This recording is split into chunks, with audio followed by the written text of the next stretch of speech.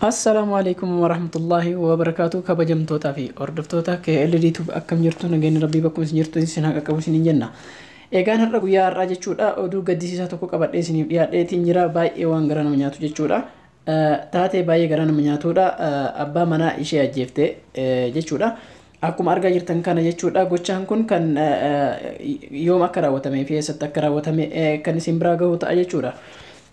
Baay'ee garaa nama nyaata jechuudha. Taateewwan kun maqaan isaanii jechuudha namni isiin taatee kana raawwatte jechuudha shawaa kaabaatti shawaa kibba lixaatti jechuudha kan raawwatame. Akkuma argitan kana jechuudha abbaa manaa ishee ajjeeste jechuudha bara fulbaana 23 jechuudha.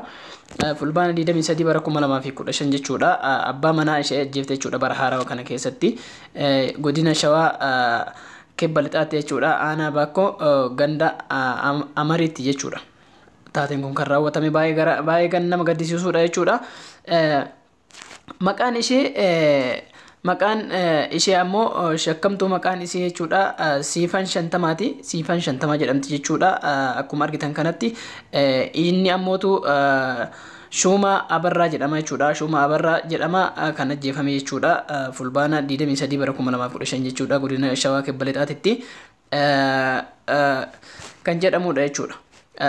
Akkasuma jechuudha fulbaana 8 jechuudha haala kana keessa halkan keessa sa'aatii 8 irratti halkan keessa sa'aatii 8 irratti muka mooyyeetiin jechuudha muka mooyyeetiin morma isaa dhoyite eega ajjeeftee booda jechuudha morma isaa keessa abbaa mana ishiiti jechuudha abbaa mana ishii morma isaa keessa muka mooyyeetiin rukutte ajjeeftee jechuudha.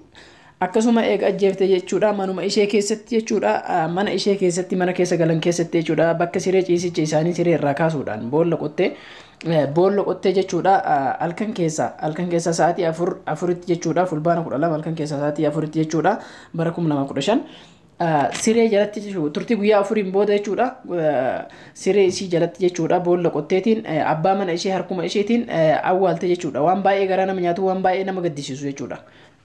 Baay'ee garaa nama nyaata dhugaa rabbiitti jechuudha waan Oromoo wal godhaa jiru baay'ee garaa nama nyaata. Eega awwaalti jechuudha eega awwaalti siree jalatti qottee eega awwaalte booda jechuudha namoota naannoo ishee sanitti argaman jechuudha. Namoota naannoo sanitti argamaniin abbaan manaa koo ni badee abbaa manaa koo way argitanii jettee iyyaafachaa turte jechuudha.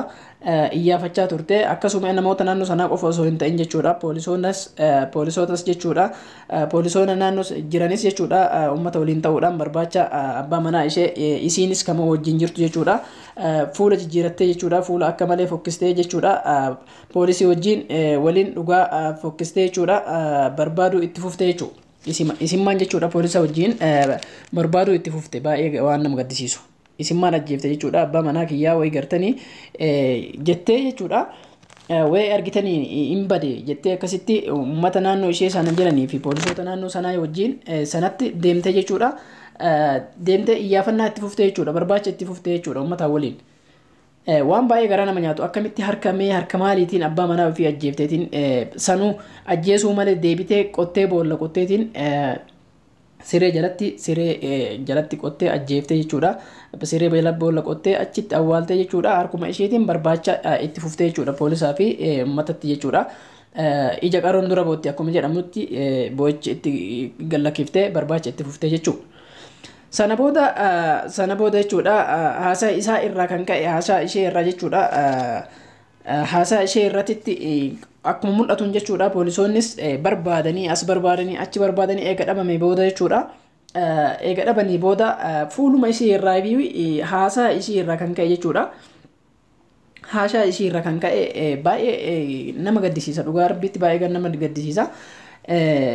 Waan haasoftu wallaaltee jirti fuulummaan ishiitu ni hima akka nama badii qabu wayii garee jechuudha nama badii qabu ta'ee fuulli ishii ni hima uummanni baay'ina barbaadan as barbaadan achi barbaadanii dhabanii jennaan manni ishii keessa akka sakatta'amu jedhanii jechuudha poolisootaa fi uummanni manni ishii keessi akka sakatta'amu jedhanii barbaacha itti fuufanii jechuudha. Achi booda waan godhan dhabanii jechuudha waan godhan dhabanii eega barbaacha itti fuufan booda as barbaadan achi barbaadan waan godhan dhabanii booda akkuma argitan kanatti jechuudha barbaadanii hogguu jedhan mana ishii keessa sakatta'anii hogguu barbaadan arganii jechuudha. arganii ogguu argan maal arganii biyyeedha jechuudha kan mul'ate biyyeetu argame biyyee qotamee jechuudha. Kuni maali biyyoonii jedhanii ogguu gaafatan akkuma argitan kanatti jechuudha biyyoon kun maali jedhanii ogguu gaafatan sanbooda waan deebistu wallaaltee jechuudha. Sanbooda waan jettu wallaaltee jennaan biyyoo qotame kana baasii jedhanii jechuudha qotii baasii jedhanii jechuudha. Harkuma ishiitiin qottee baastee jechuudha. Akkuma argitan kanatti guyyaa 10 booda jechuudha. Guyyaa 10 booda abbaa manaa ishee harkuma ofii awwaalteen jechuudha. Harkuma ofii awwaalteen qottee kan baafte ta'a jechuudha. San booda jechuudha guyyaa 10 booda boolla keessaa eega baafte ogguu gaafatan jechuudha. Maali kun jedhanii ogguu gaafatan ishiinis waan deebiftuu wallaalte jechuudha. Fuula ishee irraa kan mul'atu ta'a jechuudha. Baay'ee waan deebiftuu ogguu wallaalteetti ishii kun fuudhee isa gara mana qorannoo geessan jechuudha. Ishii ammoo fuudhanii gara mana murtiitti ittiin deemanii jechuudha. Amma yeroo ammaatitti jechuudha ishiin kan mana murtii jirtu jechuudha. Mana hidhaa keessatti mana sirreessaa keessa kan jirtudha jechuudha. Hedduu waan garaa nama nyaatu ishiis ammaaf wanti itti murtaa'e waan hin jirre jechuudha. Yoo murtiin gara fuulduraatti waan itti kennamu kan jala buunee hordofnee isin dhageessifnu ta'a jechuudha. Dhugaa dubbachuudhaaf baay'ee waan garaa nama nyaatudha. Akkamitti namni abbaa manaa ishee harka ofiitiin jechuudha dhahee ajjeesee eega ajjeese boodas harkuma ofiitiin jechuudha qotee boolla keessaa baasee qotee awwaala jechuudha. Eega awwaalee boodas harkuma ofiitiin qotee boolla keessaa baasa. Dhugaa akkamitti mee nama bara dheeraa waliin turan abbaa manaa ishii jechuudha. Akkamitti waan kana irratti raawwatti baay'ee garaa nama nyaata jechuudha. Biyya san keessatti bara yeroo ammaan kana akkuma argitan kanatti jechuudha kun beelaan kun hongeedhaan kun akkuma argitan kanatti waraanaan dhuma harca'aa jirutti jechuudha. Nutis ufumaa kennaayis ufumaallee wal harcaasu jiranii jechuudha. Akkuma abbaa manaa fi haadha manaa ta'aniin jechuudha. Wal harcaasutti jirra jechuudha. Kenna kun baay'ee waan garaa nama nyaatu jechuudha. Waan hedduu nama rifachiisu jechuudha. Taateewwan yeroo ammaan kana ta'aa jiran fi argaa jirrus baay'ee waan garaa nama nyaatu jechuudha. Dhugaa dubbachuudhaaf dhugaatti rabbii waan akkanarraa nu haa eegu isin jenna. Hedduu garaa nama nyaata dhugaa rabbiititti. Isheen tun bara abbaa manaa ishee jechuudha. Bara yeroo dheeraa waliin turan keessatti bara Oromoon haala kanaan dhumaa jiru keessatti abbaa manaa ishee akkana jiru kana jechuudha. Akkuma argaa jirtan kanatti abbaa seeraa wayii tokkoon fakkaata jechuudha. Yeroo kana ilaaltanii maaliif akka kana irraan geette nama ajaa'ibaa jechuudha. Yoo wal dhabbiinus mana keessa jiraate jechuudha. Mana keessatti namni wal dhaban abbootiin gadaa jiranii, namoonni ollaa jiranii, jaarsoliin jiranii, saahibban jiranii yookaan hiriyyootan jiranii. Kana hundatti himteetiniin walitti araaramaniitiin mana tokkotti mana isheetti deebisuu kan danda'an jechuudha. Deebitee haala kanaan ogguu taate kana raawwattu hedduu nama gaddisiisa jechuudha. Dhugaa dubbachuudhaaf hedduu nama gaddisiisa. Wantoonni biyya san keessatti raawwatamaa jiran baay'ee waan garaa nama balleessu jechuudha. Dhugaa waan baay'ee nama rifachiisu. Kanaaf waan ishee irra ga'u jechuudha. Of duraaf laallee kan isin biraan geenu ta'a jechuudha. Har'aaf viidiyoon qabannee dhufne kana isin fakkaata jechuudha.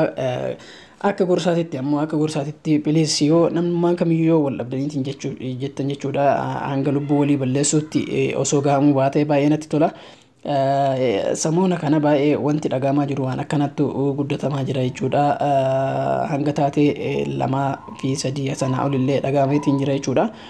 Kun keessatti baay'ee waan addaati jechuudha. Namni tokko yoo waan kana ajjecha raawwate jechuudha dhiisii biraa kutaa yookaan ammoo harka kennata malee harka ofiitiin qotee harka ofiitiin awwaalee harka ofiitiin qotee baasu kana waan takkaan dhagahamin jechuudha.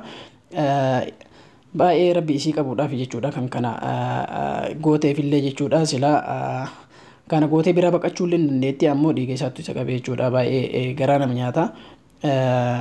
Hunduma kennaa'u rabbii balaa kana tasaa kanarraan nama nu haa eegu isiniin jedha. Hedduu baay'ee garaa nama nyaatanii yoo dandeettan sheer walii godhaatii namoonni wanni godhan maaltu jira miti. Hedduu taatee biyya keenya keessatti deemaa jiru kana please akka waliif qoonnu asumaan kabajaan isin gaafadha.